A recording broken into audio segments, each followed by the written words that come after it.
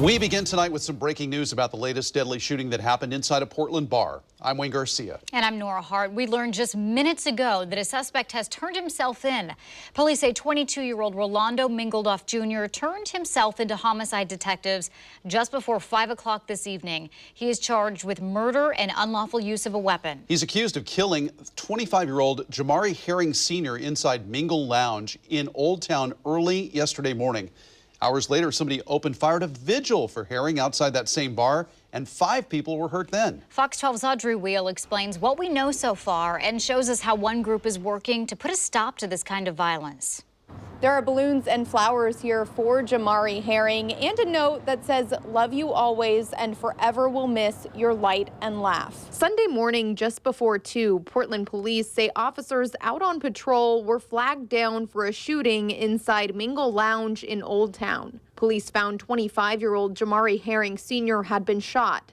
Paramedics tried to help him, but he died before making it to the hospital. Police say there were maybe 50 people inside the lounge when the shooting happened, and not one of them stayed to talk to police.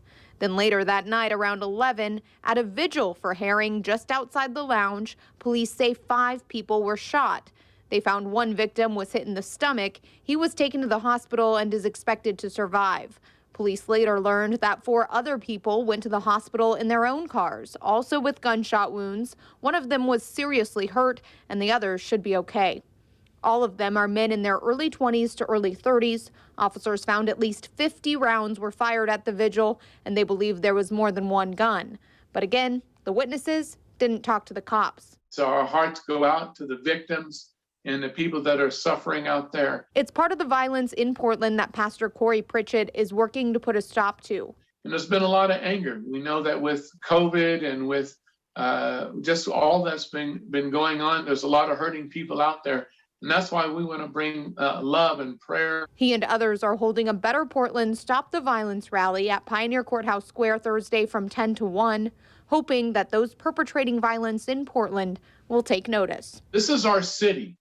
And we as citizens in the community, we take a stand and we rise up. Things will change. I believe that we can make a difference if we're not afraid, if we stand.